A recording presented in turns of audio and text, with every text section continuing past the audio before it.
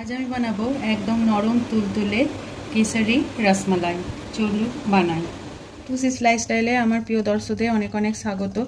আজ আমি বানাবো কেশরি রসমালাই। তার জন্য আমি এখানে আধা লিটার দুধ নিয়ে নিয়েছি। দুধটা আমি ফোটাতে দিয়েছি। দেখুন দুধটা ফুটে গেছে।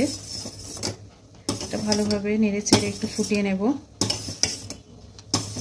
ফুটিয়ে নেওয়ার পর আমি গ্যাসের ফ্লেমটাকে বন্ধ করে দেব আর কিছুটা ঠান্ডা হতে দেব। রসমালাইয়ের জন্য এখানে আমি এই দুধটা ছানা বানিয়ে নেব।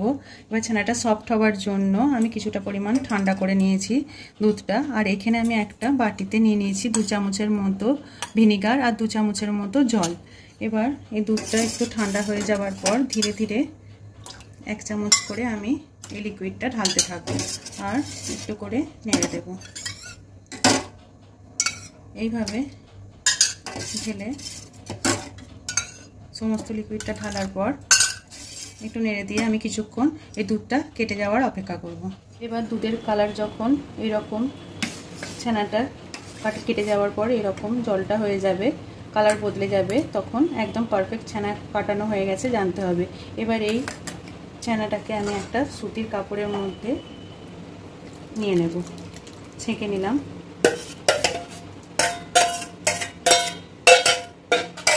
সমস্ত ছানাটাকে নিয়ে নেবার পর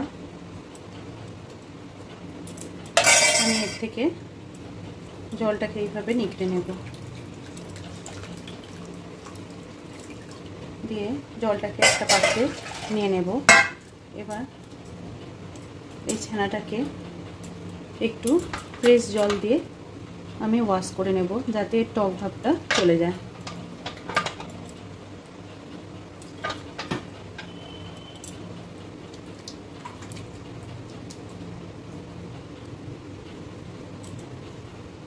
এইভাবে ফ্রেশ জল দিয়ে ঠান্ডা জল দিয়ে আমি ধুয়ে নিয়ে এবার ভালোভাবে জলটাকে নিগড়ে নেব ছানা থেকে।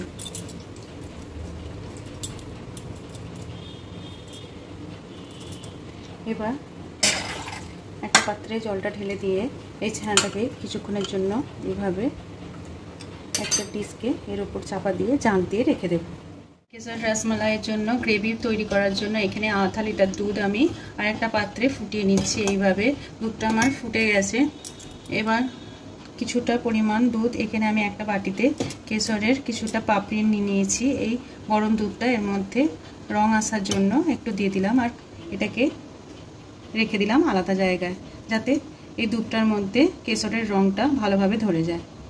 দুধটাকে আমি এবার ফোটাতে ফোটাতে যতটা দুধ আছে তার অর্ধেক পরিমাণ করব। এইভাবে ফোটাতে ফোটাতে অন্যদিকে আমি একটা পাত্রে ছোটো এলাইচি গুঁড়িয়ে নিয়েছি আর একটা পাত্রে আমি কাজু আর আলমন্ডের কিছুটা পরিমাণ করে নিয়ে নিয়েছি। এইভাবে এবার আলমন্ডগুলোকে আমি পাতলা পাতলা স্লাইসে কেটে নেব।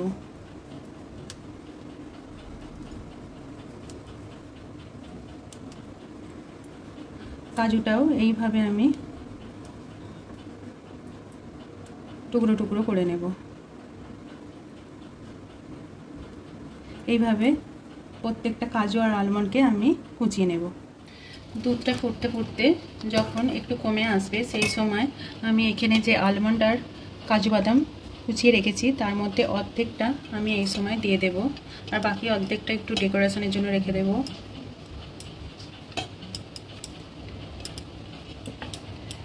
আর এখানে যে ছোটো এলাইচি গুঁড়িয়ে নিয়েছি সেটাও আমি এই সময় দিয়ে দেব। একটু ভালোভাবে নাড়িয়ে চাড়িয়ে নিয়ে নেব। এবার এই সময় আমি এখানে কেশর ভেজানো দুধটাও ধীরে ধীরে দিয়ে দেব।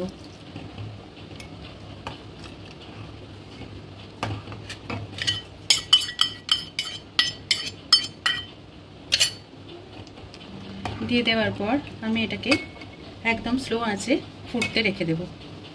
এবার বেশ কিছুক্ষণ এই ছানাটাকে জাঁক দেওয়ার পর আমি এর থেকে একটা থালায় ছানাটাকে নিয়ে নেব।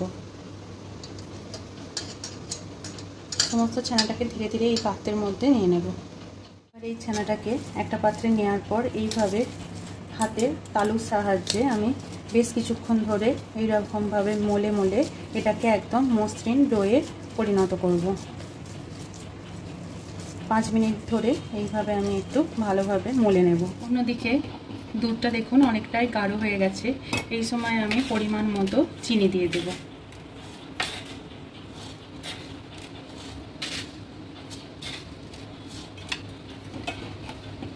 এবার চিনিটা দিয়ে ভালোভাবে দুধটাকে একটু নেড়ে চেড়ে ফুটিয়ে নেব, যাতে চিনিটা ভালোভাবে এর মধ্যে গুলে যায়। ছানাটা দেখুন এইভাবে মসৃণ বানিয়ে নিয়েছি। এবার এর মধ্যে আমি কিছুটা পরিমাণ দিয়ে দেব কর্নফ্লোর, দিয়ে ভালোভাবে এটাকে মাখিয়ে নেব। দিয়ে এইভাবে মলে মলে ভালোভাবে মিশিয়ে একটা নরম ডো তৈরি করে নেব। দুধটাকে একটু ঘন বানাবার জন্য আমি অল্প অল্প করে একটু কনডেন্স মিল্ক দিয়ে দেব। একটু করে দেব আর একটু করে নেড়ে দেব।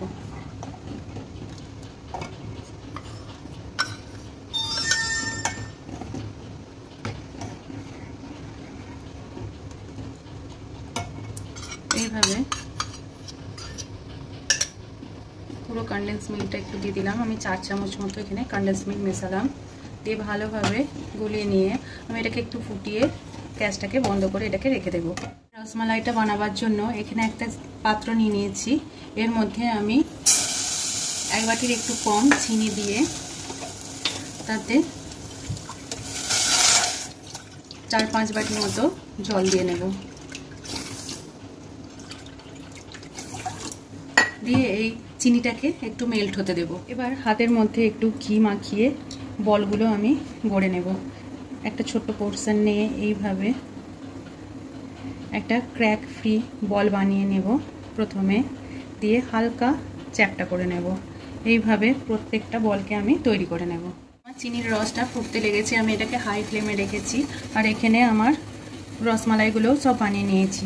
এবার এটা জল ফোটার সেন্টার পয়েন্ট থেকে আমি সমস্ত রসমালাইগুলো ছাড়তে থাকবো একে একে। একটা একটা করে ছাড়বো আর গ্যাসের ফ্লেমটা আমি হাই রাখবো।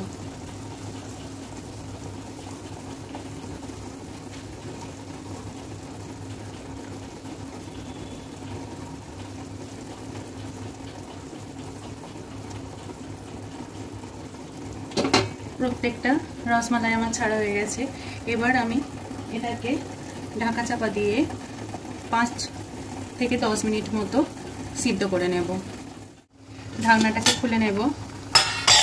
দেখুন কত বড় হয়ে গেছে, একদম ফুলে গেছে। ছানার বলগুলো দেখুন 3 গুণ আকার নিয়েছে। এবার আমি গ্যাসের ফ্লেমটাকে বন্ধ করে দেবো আর এটাকে ঠান্ডা করে নেব। ছানার বলগুলো একদম সিদ্ধ হয়ে গেছে। এইভাবে একে একে ছানার বলগুলোকে আমি তুলে নেব একটা পাত্রে। এইভাবে নিয়ে ধীরে ধীরে, প্রচণ্ড নরম বলে ধীরে ধীরে আমি তুলে একটা পাত্রে রেখে দেব। এবার রসমালাইয়ের এই গ্রেভির মধ্যে আমি ধীরে ধীরে ছানার বলগুলোকে রস বার করে আস্তে আস্তে এই গ্রেভির মধ্যে ছেড়ে দেব। রসটাকে একটু হালকা পরিমাণ চিপে বার করে নিয়ে আমি সমস্ত রসমালাইগুলো এর মধ্যে দিয়ে দেব। বলগুলোকে এইভাবে রসটা বার করে নিয়ে আমি একে একে সমস্ত ছানার বলগুলো এই গ্রেভির মধ্যে দিয়ে দিলাম। এবার একটু ফুটিয়ে নিয়ে আমি এটাকে বন্ধ করে দেব, দিয়ে ভালোভাবে ঠান্ডা করে নেব।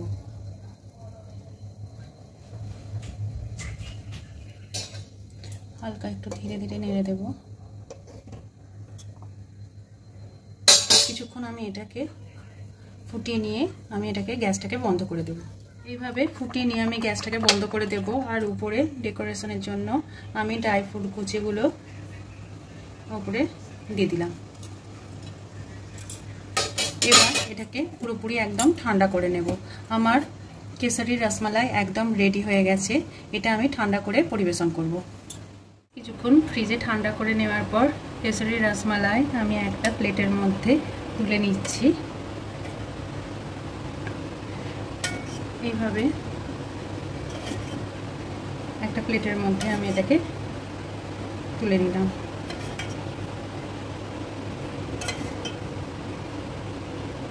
দেখুন দেখতে কতটা সুন্দর হয়েছে।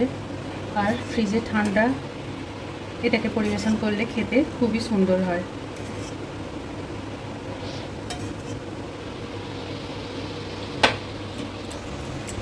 রসমালাইগুলো দেখুন কতটা সফট হয়েছে, একদম নরম তুলতুলে হয়েছে।